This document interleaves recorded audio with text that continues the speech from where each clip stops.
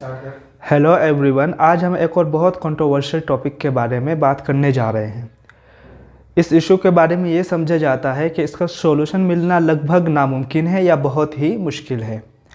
इस टॉपिक का नाम है world famous Palestine Israel conflict. Palestine Israel conflict के बारे में ये समझा जाता है कि सदियों साल पुराना कोई बॉर्डर कॉन्फ्लिक्ट है। अक्सर लोग यूट्यूब पर जो इस इशू को लेकर इन्फॉर्मेटिव वीडियोस बनाते हैं वो भी इसी ख्याल को दर्शाने की कोशिश करते हैं। हालांकि अगर इज़राइल पैलेस्टाइन कॉन्फ्लिक्ट की हिस्ट्री को अच्छे से स्टडी किया जाए तो हमें मालूम होगा कि इस कॉन्फ्लिक्ट को मुश्किल से ही एक सेंचुरी हुई है। दोस्तों, ये कॉन्फ्लिक्ट 1918 से स्टार्ट होता है जब ब्रिटेन ने पैलेस्टाइन रीजन को अपने अंडर कंट्रोल ले लिया था। मैं आपको यहाँ पर एक बात बताता चलूँ, ब्रिटेन के पैलेस्टाइन पर कब्ज़े से पहले ये पूरा रीजन ओटोमन एम्पायर के अंडर कंट्रोल आता था। उस वक्त Jews and Christian as a minority Palestine के अंदर मुसलमानों के साथ बहुत पीसफुली कोएग्जिस्ट करते थे।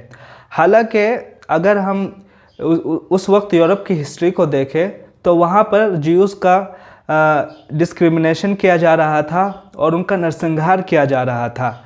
लेकिन उसी दौरान ओटोमन एम्पायर के अंदर पैलेस्टाइन के अंदर ज्यूज़ बहुत पीसफुली मुसलमानों के साथ कोएग्जिस्ट करते थे। दोस्तों, 1918 में ब्रिटेन के पैलेस्टाइन पर कब्ज़ा करने के बाद ये कॉन्फ्लिक्ट कैसे शुरू होता है, अब इस पर बात करते हैं।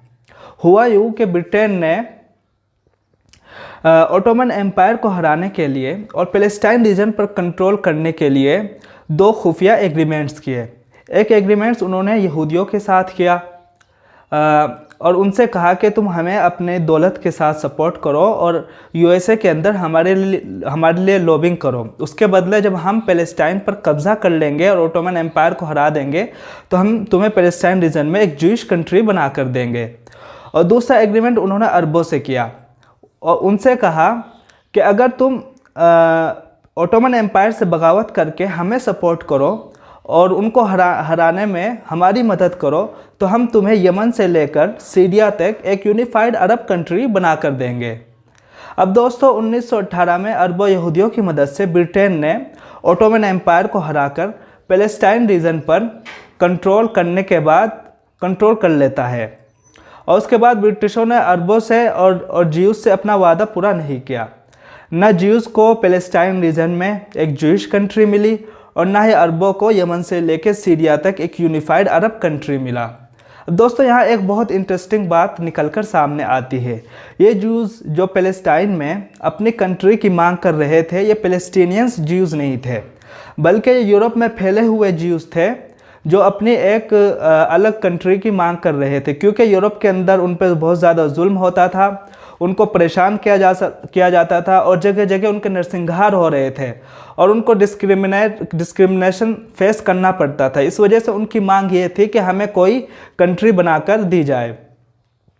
दोस्तों, जब ज्यूज़ ने देखा कि ब्रिटिशन ने पैलेस्टाइन में उन्हें एक ज्यूइश कंट्री बनाकर नहीं दी तो उन्होंने ब्रिटिशर से एक और एग्रीमेंट किया। उन्होंने कहा कि अगर हमें एक कंट्री बनाकर नहीं देते हैं तो हमें पैलेस्टाइन में सस्ते दामों पर ज़मीन ख़रीदने को फैसिलिटेट किया जाए। इस एग्रीमेंट के होते ही तो यूरोप से ज्यूज़ ने मास माइग्रेशन पैलेस्टाइन की तरफ शुरू कर दिया। दोस्तों, यहाँ एक और इंटरेस्टिंग बात मैं आपको बताना चाहता हूँ कि ज्यूज़ ज़मीन का सिर्फ एक हिस्सा खरीदते थे और वहाँ रहना शुरू कर देते थे। फिर धीरे धीरे वो क्या करते थे, आसपास की सारी ज़मीनों को फेंस करके उस पर कब्ज़ा कर लेते थे। इसी तरह कब्ज़ा करते जाते यहाँ तक कि दूसरे यहूदी की ज़मीन शुरू हो जाती, वहाँ तक वो कब्ज़ा करते रहते। उसके बाद दोस्तों, ज्यूज़ इसी तरह यूरोप से माइग्रेट करके पैलेस्टाइन में आते रहे, वहाँ ज़मीनें खरीदते रहे या ज़मीनों पर कब्ज़ा करते रहे। यहाँ तक कि जब ब्रिटिशन ने पैलेस्टाइन पर कब्ज़ा किया था वहाँ ज्यूज़ की पॉपुलेशन सिर्फ 1% थी और 1948 तक बढ़ते बढ़ते ये पॉपुलेशन 17 से 20% तक हो गई। 1948 तक ये पॉपुलेशन बढ़ते बढ़ते 17 से 20 तक पहुंच गई। हैरत की बात यह है कि एक तरफ ज्यूज़ जुल्म करके और वायलेंस का सहारा लेकर फ़िलिस्तीनियंस के गरीब फार्मर्स की ज़मीनों को हथिया रहे थे, उन पर कब्ज़ा कर रहे थे। दूसरी तरफ जर्मनी में हिटलर पावर में आता है और वो 60 लाख यहूदियों को सिर्फ यहूदी होने की वजह से मौत के घाट उतार देता है। और सेकेंड वर्ल्ड वॉर के ख़त्म होते ही यहूदियों के साथ सिंपैथी की भावना पूरे यूरोप में एक लहर की तरह दौड़ जाती है। हिटलर का यहूदियों के जेनोसाइड घटना के बाद ज्यूज़ भी एक ज्यूइश कंट्री की मांग को लेकर और तेज़ कर देते हैं। हिटलर के यहूदियों के जेनोसाइड के बाद ज्यूइश भी एक ज्यूइश कंट्री की मांग और तेज़ कर देते हैं। दूसरी तरफ पैलेस्टाइन में ज्यूस और अरब मुसलमानों में ज़मीनों पर और अपने अपनी कंट्री को लेकर दंगे शुरू हो जाते हैं और ये दंगे इतने बढ़ते हैं और इतनी शिद्दत इख्तियार करते हैं कि ब्रिटिशर्स के कंट्रोल से बाहर हो जाते हैं। जो ब्रिटिशर्स अथॉरिटी वहाँ पर पैलेस्टाइन में होती है वो इन दंगों को कंट्रोल नहीं कर पाती। फाइनली ब्रिटेन क्या करता है, इस कॉन्फ्लिक्ट को यूनाइटेड नेशंस को दे देता है और पैलेस्टाइन रीजन से निकल जाता है। 1947 में यूनाइटेड नेशन अपना पार्टीशन प्लान रिलीज़ करता है।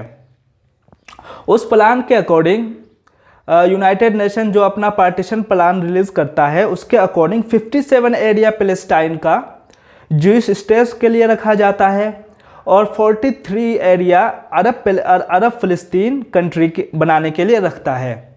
यूनाइटेड नेशन यरूशलेम को अपने कंट्रोल में रखता है और यहीं से इसराइल का जन्म होता है। यूनाइटेड नेशन यरूशलेम को अपने कंट्रोल में क्यों रखता है? क्योंकि वो एक बहुत हॉली सिटी है, उस पर 3 इब्राहिमिक, क्रिश्चियन, जुडाइज़म और इस्लाम क्लेम करते हैं, तो उसको अच्छे से कंट्रोल करने के लिए यूनाइटेड नेशन उसको अपने अंडर कंट्रोल रखता है और यहीं से एक ज्यूइश कंट्री इज़राइल का जन्म होता है।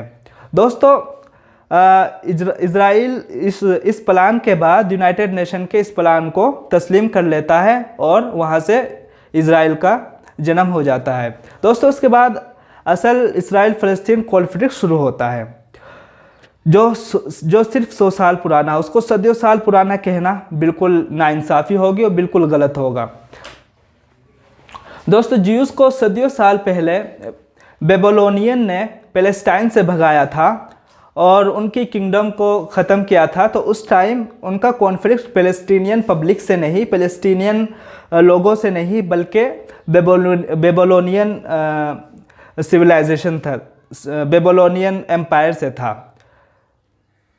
दोस्तों, ज्यूज़ को सदियों साल पहले बेबीलोनियन ने पैलेस्टाइन से भगाया था। उस टाइम उनका कॉन्फ्लिक्ट फ़िलिस्तीन के लोगों से नहीं बल्कि बेबीलोनियन एम्पायर से था। और फिर बाद में ज्यूइश किंगडम को रोमन्स ने ख़त्म कर दिया। यह इंसिडेंट 73 BCE में हुआ। उस टाइम भी उनका कॉन्फ्लिक्ट पैलेस्टीनियन से नहीं, रोमन से था।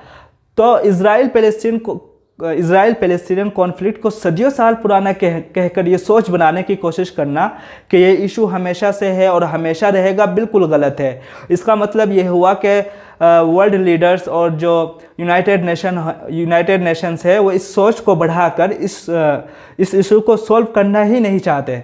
दोस्तों, 1948 में इज़राइल कैसे एक कंट्री बन जाता है और फ़िलिस्तीन एक कंट्री क्यों नहीं बन पाता और इज़राइल इतना ताकतवर कैसे बन जाता है, इसके बारे में हम अगली वीडियो में बात करेंगे। अगर आपको वीडियो पसंद आया तो लाइक एंड शेयर कीजिए और अपने दोस्तों तक भी शेयर कीजिए ताकि इन्फॉर्मेटिव वीडियो उन तक भी जल्द से जल्द पहुंच सके।